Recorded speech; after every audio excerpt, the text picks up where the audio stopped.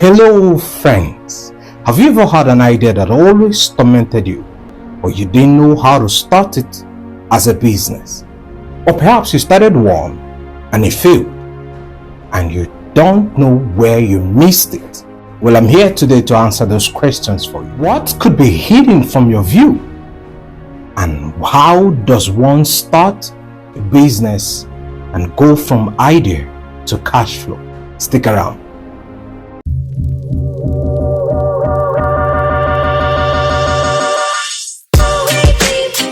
My name is Uzoma and this is Soaro. If you're new here, please hit that subscribe button. Also hit the notification bell so that YouTube can notify you whenever I drop an amazing video just like this one. And don't forget, also hit the like button. It helps your friends to know about this video and learn. Now, how does one go from idea to production? I know you've had so many experiences in your life, and you may have started a few ideas yourself as a business and it failed. Well, here are your answers. There are about 6 factors that can help one go from idea to production and cash flow. And I'm here to state those 6 factors for you so you can just learn. But follow me carefully and you will learn the biggest secret in business. The number 1 idea is clarity. What is your why for starting that business? What is your why for starting that idea as a business? Most ideas do not come in their clearest form. Now, it's important for you to ask yourself, what is my why for starting that as a business? You have an idea. Why do you want to start it as a business? One other question that would give you clarity as you ponder upon why you are doing that as a business is, what problem am I trying to solve by this idea? Most people go about designing a product and then hope that they will have a perfect product market fit, but it doesn't always work. In fact, I should suggest to you that you should think from the market. First, find out what problems are there in the market, what problems exist in people's lives, and what problems can I eventually solve for them. Then you go about designing your product and doing all about it just to get it out there. But you don't start with the product first, you start with the problems. So what problem are you trying to solve? If you're not clear about the problem you're trying to solve, you would eventually delve into many things. There will be so much distraction because you're not clear. There's not clarity to why you are there. You've got to be clear about your problems, and being clear is one factor that will help you go from idea to production. Now, the next question you may want to ask yourself is, what pains are those with this problem going through? The moment you understand the pains these people are going through, it helps you to narrow down your spread. You can now double down on that problem and solve it to the fullest. But you've got to know what pain are those people with this problem going through. How much pain are these people going through? And the realer the pain, the better your chance of earning money solving that problem or solving that pain for them. The realer the pain, the better your chance of earning money solving that pain or solving that problem. So how much pain are these people going through?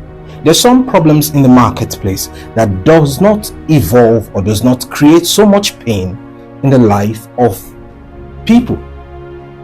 The would-be customers don't experience so much pain having those problems. So what would they do? They would neglect it. They can forfeit your solution because it doesn't produce, the problem doesn't produce much pain. And sometimes the market may not even know that they have that issue as a problem. Now think back with me. Before the most famous social media network we have today, there were others. There was Friendster, there was MySpace, and these were founded much earlier, but it appears that they were not very clear on the kind of problem they were solving.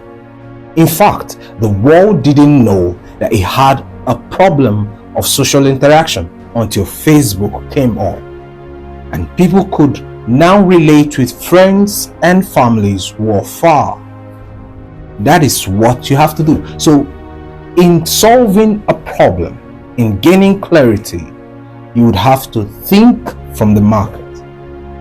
And sometimes you may have to stimulate the market with your solution because they don't even know that they have that as a problem. As you tackle these questions, you will gain a kind of clarity that narrows your spread. And of course, you know you can't serve everyone. So the next question you want to ask yourself, who will buy? Of course, you will know the pain those who may buy have already. So your customers are clear to you because you already know the pain that they have. Who will buy is important because you may want to ask yourself, will it cost me so much producing this solution that I can't be able to make a good margin out of it? Because by the time you place a price tag on that solution, will the market be able to buy? That boils down to the pain that they have with that problem. Is the problem so painful? You want to know that. You do want to know that, I promise you. Without that, you're going to miss a great deal. How do you solve a problem where you place a price tag that is so high and the customer can't see or can't justify why he should pay that? You already have a failed solution, even from the word go. So you want to know who will buy. So this is where you design your customer avatar and do a very elaborate job of creating who will buy. What's their network? What is their net worth? What is their network? How much are they earning? How much do they even own? If you were to spread your payment solution over a period of time, can they be able to pay for this solution that you're about to provide? Who will buy? Number 2 is connection. 1 is too small a number to achieve anything massive. I've said that over and over again. So you've got to know that you need connection to go from just ideas to cash flow. So this is where you subject the idea you have to family and friends, and especially if those family and friends are part of your customer avatar, if they are part of the people who may have that problem and the pain, you'll be surprised at the new perspective you will gain just by submitting your idea to family and friends. And of course, you want to get a business coach to help you look at that idea extensively and know if it's even worth trying. You don't want to try that and find out much later that it's very expensive and you may not make so much money out of it. You don't want to do that. You don't want that kind of experience. So you want to get a business coach and submit this idea of yours to him and let him analyze, break down this idea. Dismantle it and help you gain a good perspective of where you could be making money out of it. Most people are in love with their idea of a product that they think that producing it automatically means selling it out. It doesn't always mean so. This is why you must subject that idea you have to family and friends. They'll help you understand that solution you're trying to produce and where it could lead to better cash flow. For example, if you look at very busy cities like Lagos and New York City, those cities are so busy that it's almost impossible for people to get to work early enough. So the problem is this: how do people get to work early and safe? So if you think around this problem and provide a solution, because the rich and the poor have the same problem, but if you think around it and provide a solution for this problem, you will be amazed at how much you could get out of that market, because it's a problem both the rich and the poor have. But you can't afford to make your solution appear as though it was made out of thin air. So you have to relate with those who have this problem, especially those who find it very painful that they can't get to work early enough. That is part of your connection. You connect with the market. When we also talk about connection, we're talking about finding allies in the industry who can help you make that idea a reality. So you've got to partner with people. You can't do it all alone. You know that. You know that by now. You can't do it all alone. So connections is about building a team. It's about hiring the right people, working with the right people to produce this idea, to go from idea to production. So you've had this fantastic idea that you want to make, you want to give to the marketplace. It's a beautiful idea that if you were to produce it, it will serve the marketplace wonderfully. But you can't do it all alone. So you've got to build a team.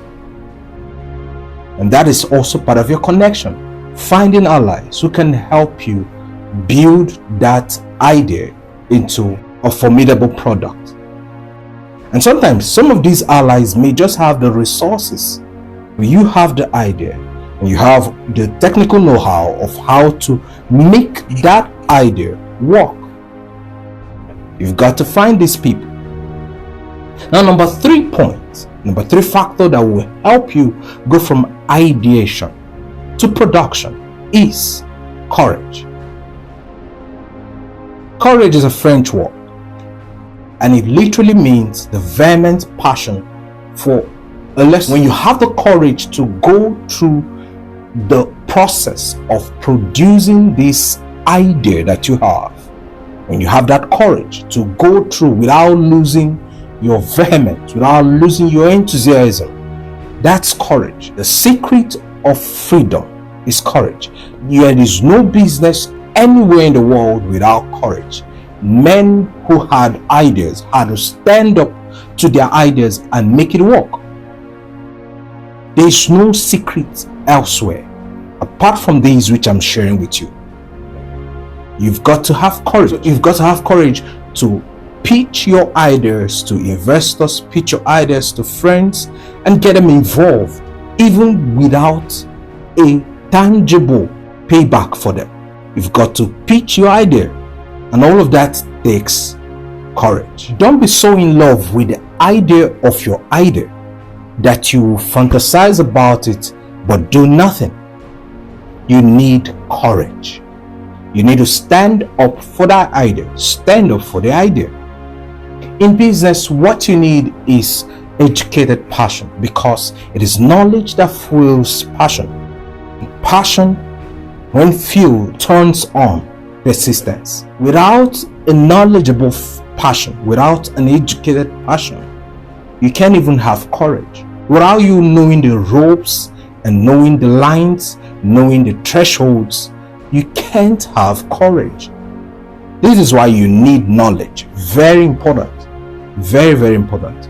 You need knowledge to execute that idea and bring it to the marketplace as a finished product. So when I say courage is a vehement passion, I don't mean you veer off, you run off without gaining knowledge. You've got to gain knowledge. Knowledge of the market, knowledge of the production process, knowledge of branding, knowledge of marketing, knowledge of sales. You need all of these knowledge just to push your courage forward and to help you make a product that you can eventually sell to the market for a margin. Now, all of this knowledge you need, which is why it's important for you to sit down with a certified business coach and let him pull you through all these processes and help you understand what you're about to face. Now, number 4 factor that is important for you to go from ideation to production is capital. Now, capital is very important because it's eventually what helps you to run this business on a daily basis. There is the capital expenditure and there is the working capital, or what you may otherwise call operating capital, but all of these are capital that you need. So how much of your initial capital should you spend on acquiring fixed capital, acquiring those gadgets, those equipments that you would need in your business? Perhaps you may want to think about it. Do I really need to acquire this equipment, or can I lease them? If you can lease them, it helps you to get to the point where you're saving so much, and eventually you're putting that into your operating capital that will help you run your business. Because without operating capital, if you have all of the capital expenditure, you have your fixed capital, you have all these equipments, gadgets sitting in your workspace, but you don't have operating capital, you don't have money to buy your raw materials, you don't have money to pay off your employees, you don't have money to do the day-to-day activities of your business, that's where you may have a problem and you may not eventually arrive at production. Remember, this is about taking you from ideation to production. So capital is important, but it's not the first thing. It's not the first thing. The first thing you need is clarity, like we said, and then your connection, and then courage, and then capital. So you don't go looking for capital when you've not gained clarity about your idea, you've not even established connection with the market, and you don't have courage. Now, if you say you have courage, how much of your money have you put into that idea? How much of your money have you put into producing that solution you want to offer the market? How much? So now you know you don't have that much courage. Think differently when it comes to capital. Think very differently. You may not want to do things the traditional way. You may want to readjust and think, is there a better way I can do this so I could save some capital for myself and eventually have to run my business? Number 5 factor is customers. Now, we've already established a connection with the market. We've established connection with coaches and mentors who can help us build this idea. But we also need customers. And believe me, as large as your family is, they can't be all your customers. You will need more people to be part of your customer base. So this is where you go hard on marketing and branding so that you can acquire more customers. So do you have a funnel, a sales funnel that helps you acquire customers? First of all, you've got to think all this through. There's no point starting an idea as a business when you've not thought through how to acquire new customers, because eventually they are the people who will keep your business running. If you take a loan will not keep your business running. In fact, if you take a loan from the first day, from day one, you're very likely going to fail in business, because you are going to experience so much difficulty because you have not navigated that terrain before. Especially for first-time entrepreneurs, and even for second-time entrepreneurs, it may be a new idea you're trying to work out and you've not even navigated it. You've not even gone a step and you're taking a loan. You may likely fail.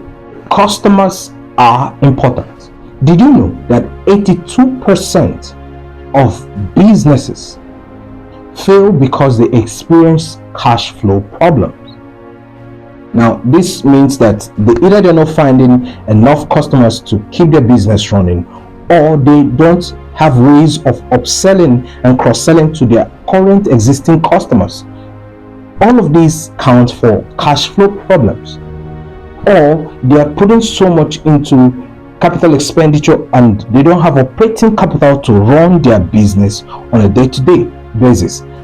All of these count for cash flow problems. Another 42% of businesses fail because there's no market need for their solution. We've established connection with the market, so we already know there's a market need, but you've got to find customers. The earlier customers you have to find a way to turn them into repeat customers.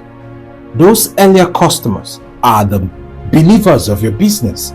They believe in you, they believe in your product, they believe that you can satisfy and solve their problems.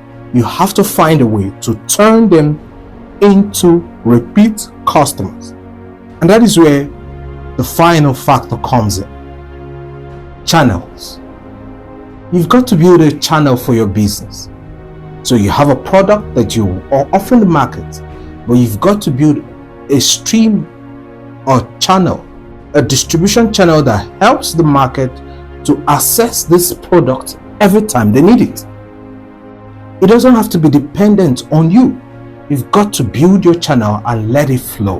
Without a channel, your business will suffer, because even if your business is a high margin business, but without the volume, your business will suffer. So you need a volume, you also need a high margin. And to achieve the volume of business, you need a channel. The cookies and the chocolates that you eat, how does it get to you? It gets to you because they have developed a channel that moves this product from the factory to retail houses. Now these retail houses now sell to you. Without that distribution channel, you will probably not know about them. And so that's how you have become a repeat customer, because the product is good and the channel is good. If you're new here, please hit that subscribe button and also hit the notification bell. I'm sure you've got so much value from this video, and don't fail to share this video with as many friends of yours as possible. Till I come your way next time. Peace.